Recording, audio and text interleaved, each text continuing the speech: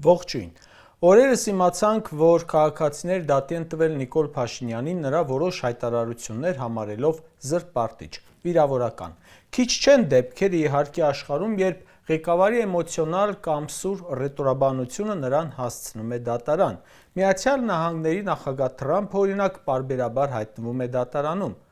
Գրող և լրագրող Քերոլը Թրամփին դատի տվեց զրպարտության համար այն բանից հետո, երբ վերջինս իրեն անվանեց սուտասան։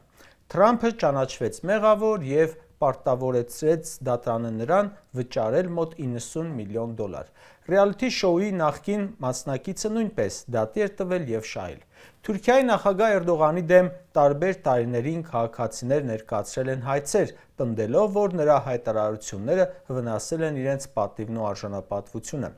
Արգենտինայի նախագահ դառնալուց հետո Խավիեր Միլեյն է զրպարտության և վիրավորանքի համար ներկայանում դատարան, շատ հաճախ։ Փաշինյանը բացառություն չէ, բայց շատ ակտիվ է։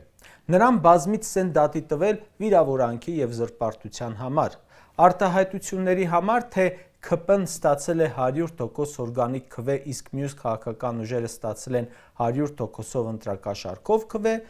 քաղաքացի Լուսինե Ավագյանը և Բագրատ Սրբազանը դատի են տվել, պահանջելով ներողություն խնդրել և փոխհատուցում վճարել։ Պետության ղեկավարի պաշտոնը ենթադրում է ոչ միայն լայն լիազորություններ, այլև բարձր պատասխանատվություն յուրաքանչյուր հրապարակային խոսքի համար։ Նախագահի կամ վարչապետի յուրաքանչյուր հայտարարություն կարող է ազդել մարդկանց հեղինակության, բիզնեսի, քաղաքական գործընթացների և նույնիսկ հասարակության ընդհանուր մթնոլորտի վրա։ Առավել ևս բարձր պաշտոն զբաղեցնող անձինք սովորաբար ակնկալվում է, որ կխոսեն փաստերի հիման վրա, կխուսափեն չափածուցված մեղադրանքներից և կհարգեն յուրաքանչյուր մարդու պատիվը և արժանապատվությունը։ Եթե երկրի ղեկավարը իր խոսքում հաճախ օգտագործում է անձնական վիրավորանքներ, պիտակավորումներ, հնչեցնում է մեղադրանքներ, որոնք հետագայում վիճարկվում են դատարանում, դա կարող է ազդել հասարակության քաղաքական մշակույթի վրա։ Քաղաքացիները հաճախ են առաջնորդվում այն օրինակով, որը տալիս են երկրի բարձրագույն պաշտոնյաները։ Երբ երկրի ղեկավարի դեմ զրպարտության հայցերը հասնում են տասնյակների, դա ցույց է տալիս թե տվյալ անձի քաղաքական դիմանկարը, թե երկրի պետական ինստիտուտների վիճակը։ Դա խոսում է ներքին զսպաշապիկների բացակայության և խոսքի պատասխանատվությունը չգիտակցելու մասին։ Հարցի մյուս կողմը արդեն դատարանների նկատմամբ հանրային վստահությունն է։ Կարևոր է, թե ինչպիսին են դատարանների վերջնական որոշումները, որքան հաճախ են հաստատում զրպարտության կամ վիրավորանքի փաստը, երբ առնչվում է պետության ղեկավարին։ Դատարանները ունեն արդյոք բավարար անկախություն նման հայցեր ընդունելու, քննելու, նույնիսկ երկրի ղեկավարին մեղավոր ճանաչելու համար։ Այստեղ է, որ մենք իսկապես ունենք խնդիր։ Այդ մարդը ասել է. դատավորները վնգստում են, հետո շրջափակել է դատարանների դռները։ Հիմա էլ դատարաններին համարում է կաշառակեր, կոռումպացված։ Բայց այս բոլոր դեպքերում չենք գտնի դատավոր, որ ըմբոստացել է։ Մի դատավոր ենք ունեցել, որ Նիկոլի ասացին, թե կա տենց մի դատավոր, որ իմ ասածը չանի, ասել է, այդ դատավորը ես եմ։ Քաղաքացին ըմբոստացել է ու դատի է տվել իրեն վիրավորելու համար։ Դատավորները կուլ են տվել վիրավորանքը։ Քաղաքացին չէ, դատավորները այո։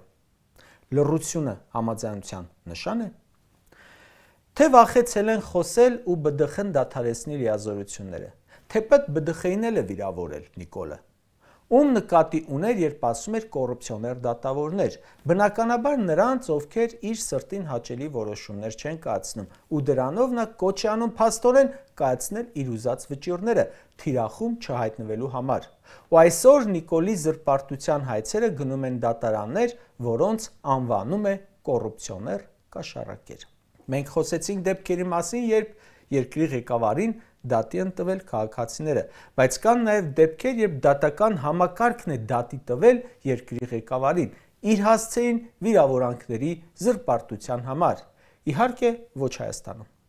Թուրքիայում օրինակ Էրդողանի կոշտ հայտարարություններից հետո դատավորների եւ դատախազների մասնագիտական միավորումները բազմիցս դիմել են դատարաններ կամ այլ իրավական միջոցների, պնդելով, որ նախագահի խոսքերը վիրավորում եւ վարկաբեկում են ամբողջ դատական իշխանությանը։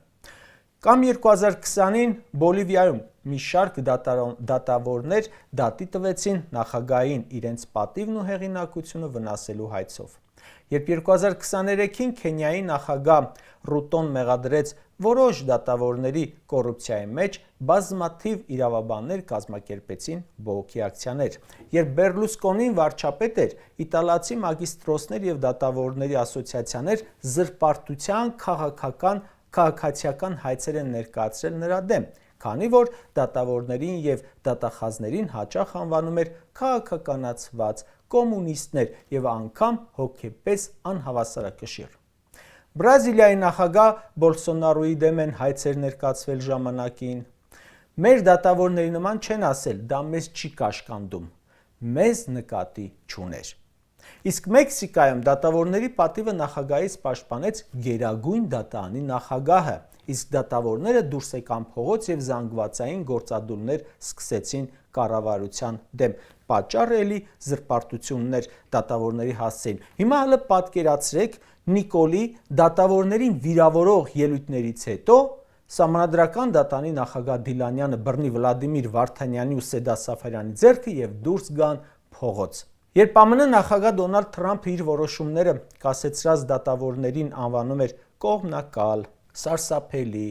կամ Օբամայի դատավոր, Միացյալ Նահանգների Գերագույն դատարանի նախագահը հանդես եկավ բացառիկ հայտարարությամբ։ Նույնը Իսրայելում կատարվեց Նեթանյահուի դեմ։ Այսինքն, այլ երկրներում լինում են հայցեր, պատասխան հայտարարություններ ասոցիացիաների, փաստաբանների, դատավորների, բարձրագույն դատարանի ընդհանուր մասնագիտական դաշտի կողմից։ Որ երկրի ղեկավարը դատավորներին անվանի կոռուպցիոներ ու կաշառակեր եւ արձագանք չստանա այդ դաշտից, դա տարօրինակ է, ինչը որ կատարվեց Հայաստանում։ Այո, դատավորներն ավանդաբար խուսափում են անհատական քաղաքացիական հայցեր ներկայացնելուց երկրի ղեկավարների դեմ, որպեսզի չներքաշվեն քաղաքական բանավեճերի մեջ։ Այդ իսկ պատճառով առավել հաճախ գործադիրի ղեկավարի զրպարտության դեմ իրավական գործընթաց սկսում են դատավորների արմիությունները, բարձրագույն դատական խորհուրդները, բարձր դատարանները ցույց տալու համար, որ թիրախավորվել է ողջ ինստիտուտը, այլ ոչ թե մեկ անհատ։ Մեզ մոտ չկա դա, ու մեզ մոտ կա խորը հիասթափություն դատական համակարգի նկատմամբ, այն ամեն օր վիրավորող SMS-ով կամ հրապարակային որոշումներ պարտադրողի նկատմամբ։ Այդ դրա համար էլ Նիկոլի դեմ հայցերը, երբ որ վիրավորել է ողջ ընդդիմադիր ընտրազանգվածին, նրա դեմ հայցերը մի քանի տասնյակ են, ոչ թե հազարներ։ Իմ կարծիքով չեն վստահում դատական համակարգին։ Կարճ ասած, պետության ղեկավարի հեղինակությունը ձևավորվում է ոչ միայն նրա որոշումներով, այլև նրա խոսքով։ Մեր երկիրը ներկայացնողի մոտ չկա պատասխանատվություն ոչ մի բանի, նաև իր խոսքերի նկատմամբ։ Ղեկավարը, ով պարբերաբար զրպարտում է քաղաքացիներին կամ հակառակորդներին, թուլացնում է պետական ինստիտուտների հեղինակությունը, բարոյական իրավունք չունի ներկայացնելու ժողովրդին։ Նմանները ժամանակի ընթացքում իրենց ուրույն տեղն են գրավում պատմության ու քաղաքական աղբանոցներում։